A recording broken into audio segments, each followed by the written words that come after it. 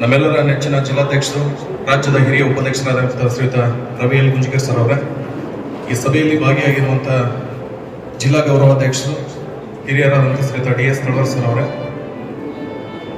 ಈ ಸಭೆಯಲ್ಲಿ ಭಾಗಿಯಾಗಿ ತಮ್ಮ ಸಲಹೆ ಸೂಚನೆಗಳನ್ನು ನೀಡಿದಂಥ ಪ್ರೌಢಶಾಲಾ ಸಹ ಶಿಕ್ಷಕರ ಸಂಘದ ಅಧ್ಯಕ್ಷರು ಹಿರಿಯರಾದಂಥ ಶ್ರೀಯುತ BF ಪೂಜಾರ್ ಸರ್ ಅವರೇ, ಹಾಗೆಯೇ ಸಮಸ್ತ ಪ್ರಾಥಮಿಕ ಶಾಲಾ ಶಿಕ್ಷಕರನ್ನ ಪ್ರತಿನಿಧಿಸ್ತಕ್ಕಂಥ ಶ್ರೀಯುತ VM ಹಿರೇಮಠ್ ಸರ್ ಅವರೇ, ವೇದಿಕೆ ಮೇಲೆ ಆಸೀನರಾಗಿರುವಂಥ ಈ ಜಿಲ್ಲಾ ಕಾರ್ಯದರ್ಶಿಗಳಾದಂಥ ಶ್ರೀಯುತ ಡಾಕ್ಟರ್ ಬಸವರಾಜ್ ಬಳ್ಳಾರಿ ಸರ್ ಅವರೇ, ಲಕ್ಷ್ಮೇಶ್ವರ ತಾಲೂಕು ಅಧ್ಯಕ್ಷರಾದಂಥ ಸಹೋದರ ಗುರುರಾಜ್ ಗೌಡ ಸರ್ ಅವರೇ, ಲಕ್ಷ್ಮೇಶ್ವರ ತಾಲೂಕು ಅಧ್ಯಕ್ಷರು ಹಾಗೂ ಆತ್ಮೀಯರಾದಂಥ ಶ್ರೀಯುತ SB ಅಡ್ಲಿ ಸರ್ ಅವರೇ, ಹಾಗೆ ರೋಣ ತಾಲೂಕು ಅಧ್ಯಕ್ಷರಾದಂಥ ಶ್ರೀಯುತ SD ದಾನಕೋಡ್ ಸರ್ ಅವರೇ, ಈ ಸಭೆಯಲ್ಲಿ ಭಾಗಿಯಾಗಿರುವಂಥ ಗದಗ ಜಿಲ್ಲೆಯ ಎಲ್ಲ ಗೌರವಾನ್ವಿತ ನಿರ್ದೇಶಕ ಬಂಧುಗಳೇ ಹಾಗೂ ವಿವಿಧ ವೃಂದ ಸಂಘಗಳ ಕಾರ್ಯದರ್ಶಿಗಳೇ, ಪದಾಧಿಕಾರಿಗಳೇ ಹಾಗೂ ನೌಕರ ವರ್ಗದವರೇ, ತಮಗೆಲ್ಲರಿಗೂ ನಮಸ್ಕಾರಗಳನ್ನು ತಿಳಿಸುತ್ತೆ.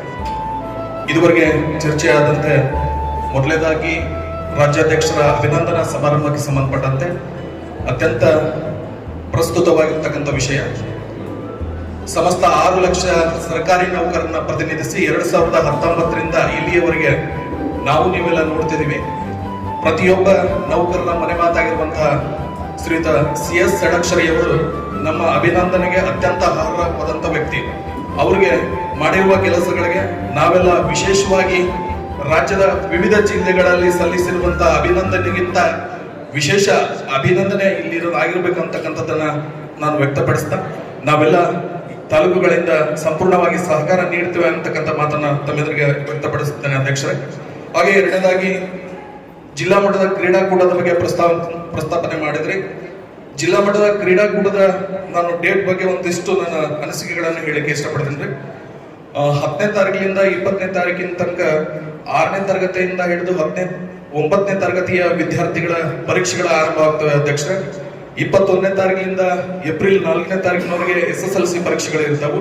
ಹಾಗಾಗಿ ಜಿಲ್ಲಾ ಮಟ್ಟದ ಕ್ರೀಡಾಕೂಟಗಳನ್ನ ಆಯೋಜನೆ ಮಾಡೋದಂದ್ರೆ 10ನೇ ತಾರೀಕೊಳಗಿನ ಆಯೋಜನೆ ಆಗಲಿ ಅಧ್ಯಕ್ಷರೇ, ಇಲ್ಲ ಆದ್ರೆ ಏಪ್ರಿಲ್ 4ರಿಂದ 10ನೇ ತಾರೀಕೊಳಗೆ ಡೇಟ್ ಅನ್ನ ಫಿಕ್ಸ್ ಮಾಡ್ರಿ ಅಂತ ಹೇಳಿ ನಾನು ಸಮಸ್ತ ನೌಕರರ ಪರವಾಗಿ ನಾನು ತಮ್ಮಲ್ಲಿ ವಿನಂತಿಯನ್ನ ಮಾಡ್ಕೊಳ್ತೀನಿ. ಇದರ ಜೊತೆಗೆ ಎರಡನೇದಾಗಿ ಹೌಸಿಂಗ್ ಸೊಸೈಟಿ ಮತ್ತೆ ಕೋಆಪರೇಟಿವ್ ಸೊಸೈಟಿಯನ್ನ ಸ್ಥಾಪನೆ ಮಾಡೋದ್ರ ಬಗ್ಗೆ ಪ್ರಸ್ತಾಪವನ್ನು ಮಾಡಿದ್ರಿ. ಅತ್ಯಂತ ಸ್ವಾಗತಾರ್ಹವಾದಂತ ವಿಷಯ, ಒಂದು ಒಳ್ಳೆ ಇನಿಸಿಯೇಷನ್ ಅಂತ ಅನ್ಕೊಳ್ತೀನಿ.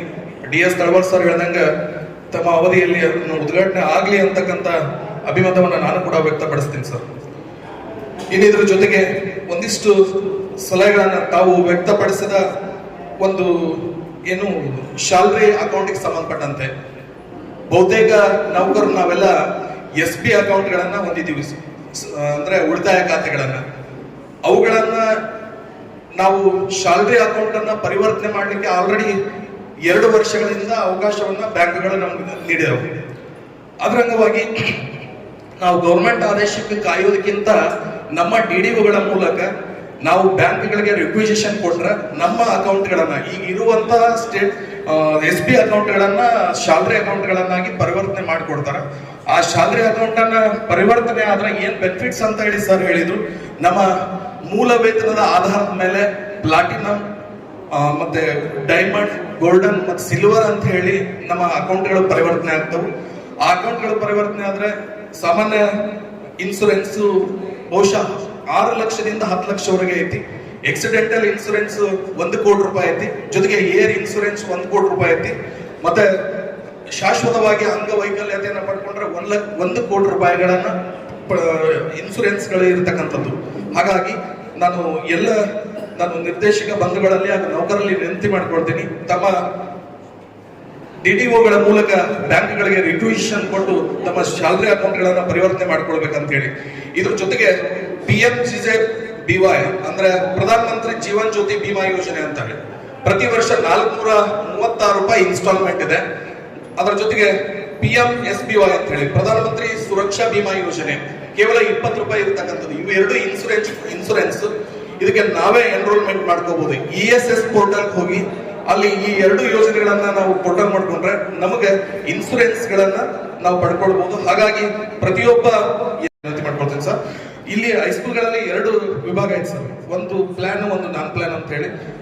RMSI ಯೋಜನೆಯಲ್ಲಿ ಸಾಕಷ್ಟು ಹೈಸ್ಕೂಲ್ಗಳದವು. ಆ ಹೈಸ್ಕೂಲ್ಗಳಿಗೆ ಸರ್ ನಾನ್ ಶಾಲರಿ ಹೆಡ್ ಇಲ್ಲ. ನಾನ್ ಶಾಲರಿ ಹೆಡ್ ಮಾತ್ರ ಈ ಪ್ರೋತ್ಸಾಹಧನ ಕೊಡ್ಲಿಕ್ಕೆ ಅವಕಾಶ ಐತಿ.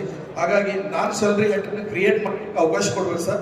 ಇಲ್ಲ ಅಂತ ಹೇಳಿದ್ರೆ ಕಮಿಷನರ್ ಜೊತೆಗೆ ಮಾತನಾಡಿ BO ಆಫೀಸ್ ನಲ್ಲಿ ಇರ್ತಕ್ಕಂಥ ನಾನ್ ಸ್ಯಾಲರಿ ಹೆಡ್ ನಲ್ಲೇ RMSI ಶಾಲೆಯ ಶಿಕ್ಷಕರಿಗೆ ಪ್ರೋತ್ಸಾಹ ಧನವನ್ನ ಕೊಡ್ಲಿಕ್ಕೆ ಅನುಕೂಲ ಒದಗಿಸಿಕೊಡ್ಬೇಕಂತ ಹೇಳಿ ನಾನು ಈ ವೇದಿಕೆ ಮೂಲಕ ತಮ್ಮಲ್ಲಿ ವಿನಂತಿ ಮಾಡ್ಕೊಡ್ತೀನಿ ಸರ್. ಇಷ್ಟು ವಿಷಯವನ್ನು ಪ್ರಸ್ತಾಪನೆ ಮಾಡ್ತಾ ಈ 3 ಕಾರ್ಯಕ್ರಮಗಳಲ್ಲಿ ಒಂದು ಅಭಿನಂದನಾ ಕಾರ್ಯಕ್ರಮ ಜೊತೆಗೆ ಸ್ಪೋರ್ಟ್ಸ್ ಮತ್ತೆ ಇನ್ನೊಂದು ಈ ಸೊಸೈಟಿ ಹೌಸಿಂಗ್ ಸೊಸೈಟಿ ಮತ್ತು ಕೋಆಪರೇಟಿವ್ ಸೊಸೈಟಿಯನ್ನ ಸ್ಥಾಪನೆ ಮಾಡಲಿಕ್ಕೆ ನಮ್ಮ ಸಂಪೂರ್ಣ ಸಹಕಾರ ಇದೆ ಅಂತ ಹೇಳ್ತಾ ನನಗೆ ಮಾತನಾಡೋ ಅವಕಾಶ ಒದಗಿಸಿದ್ದಕ್ಕಾಗಿ ತಮಗೆಲ್ಲರಿಗೂ ವಂದಿಸಿ ನಮಸ್ಕಾರ ತಿಳಿಸ್ತೀನಿ. ಧನ್ಯವಾದ ಸರ್. ಇಲ್ಲಿಯವರೆಗೆ ಬಹಳ ಉತ್ತಮ ಅಂಶಗಳನ್ನು ಪ್ರಸ್ತಾಪ ಮಾಡಿ ಹಲವಾರು ಸಲಹೆಗಳನ್ನು ಸೂಚನೆಗಳನ್ನು ಮಾರ್ಗದರ್ಶನವನ್ನು ಮಾಡಿದಂಥ ಸನ್ಮಾನ್ಯ ಶ್ರೀ ನಾಗರಾಜ್ ಹಳ್ಳಿಕೇರಿ ಸರ್ ಅವರಿಗೆ ಧನ್ಯವಾದಗಳು. ಈಗ ರೋಣ ತಾಲೂಕಾ ಅಧ್ಯಕ್ಷರಾದಂಥ ಸನ್ಮಾನ್ಯ ಶ್ರೀ SG ದಾನಪ್ಪಗೌಡ ಸರ್ ಅವರು ತಮ್ಮ ಮಾತುಗಳನ್ನು ಅಭಿಪ್ರಾಯವನ್ನು ಸಲಹೆ ಸೂಚನೆಗಳನ್ನು ನೀಡಬೇಕಂತ ವಿನಂತಿಯನ್ನು ಮಾಡಿಕೊಳ್ತಾರೆ.